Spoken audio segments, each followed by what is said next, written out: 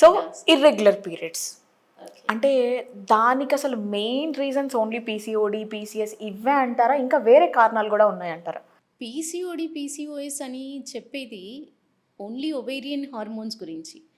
అదే పీఎంఓఎస్కి వస్తే other endocrine hormones కూడా ఇంక్లూడెడ్ ఉంటాయి. సో ఇర్రెగ్యులర్ పీరియడ్స్ కానీ, హెవీ పీరియడ్స్ కానీ ఇవన్నీ కూడా అన్ని ఎండోక్రైన్ హార్మోన్స్ని ఇన్ఫ్లుయెన్స్ చేసి వచ్చేవి. సో పీరియడ్స్ ఒకటే ఈస్ట్రోజన్, ప్రొజెస్టెరాన్ అని కాకుండా థైరాయిడ్ లెవెల్స్ కానివ్వండి, మనలో ఉండే ఇన్సులిన్ హార్మోన్ ఎలా ఉంది, ఇన్సులిన్ పనిచేస్తుందా లేదా, గ్లూకోజ్ లెవెల్స్ ఎలా ఉన్నాయి, వీటన్నిటి బేస్డ్ మీదే ఇర్రెగ్యులర్ పీరియడ్స్ ఆధారపడి ఉంటాయి.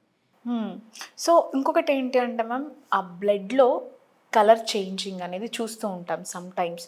అసలు ఎందుకు అలా జరుగుతూ ఉంటుంది? అంటే పింక్ కలర్ వస్తే దీనికి సైన్, రెడ్ కలర్ వస్తే దీనికి సైన్, ఆరెంజ్ కలర్ వస్తే దీనికి సైన్, అలా అని చెప్పేసి ఏమన్నా ఉంటాయా? అలా ఏం ఉండదమ్మా. మ్మ్. బ్లడ్ ఫ్లోని బట్టి ఇప్పుడు ఎక్కువ ఫ్లో ఉందనుకోండి, అది క్లాట్స్ రూపంలో డార్క్ కలర్గా వస్తుంది. మ్హూ.